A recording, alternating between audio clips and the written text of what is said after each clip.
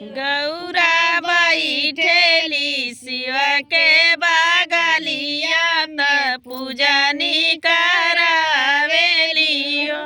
बैठेली शिव के बगलिया में पूजनी करा गौरा बैठेली शिव के बगलिया में पूजनी करावेली।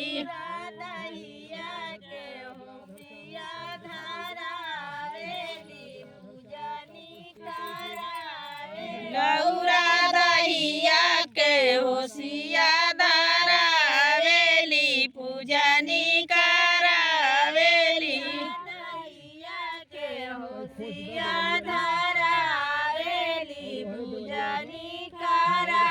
गौरा दहिया के होशिया धरावेली पूजनी करावेली।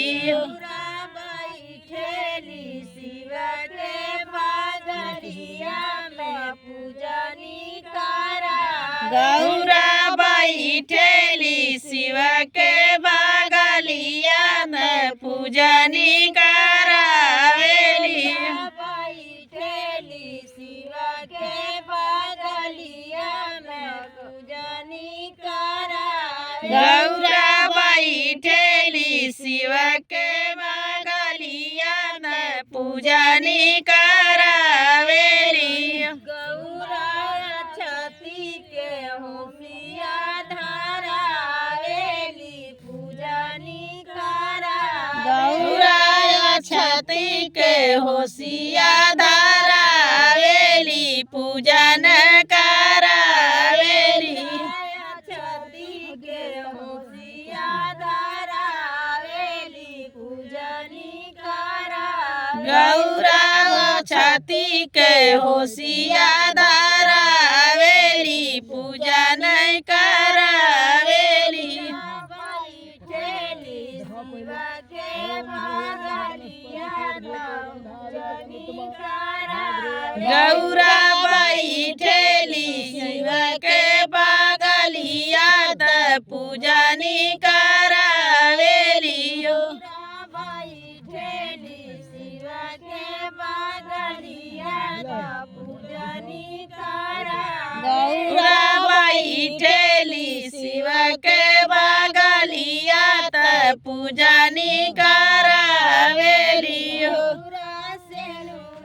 के होशिया धरावेली पूजनी करा गौरा से नूरा के होशिया धरावेली पूजनी करावेली हो।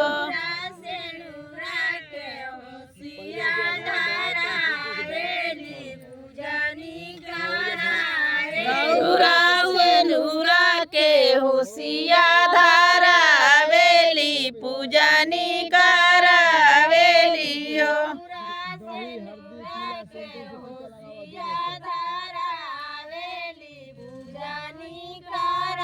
गौरा से नूरा के होशिया धरावेली पूजनी करावेली हो।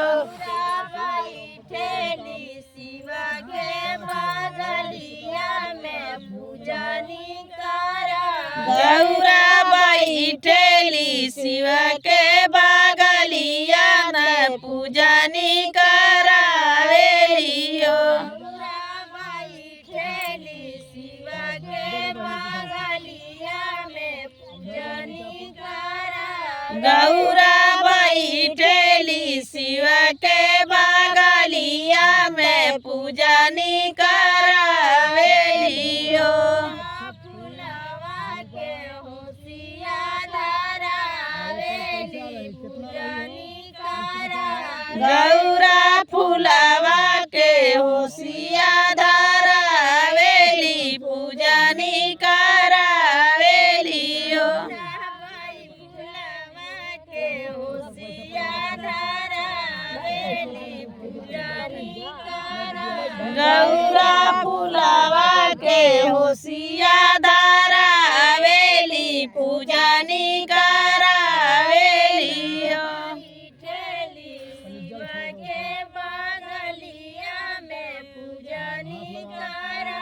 गौरा बैठेली शिव के बगलिया में पूजनी करावेली हो बैठेली शिव के बगलिया में पूजनी करा गौरा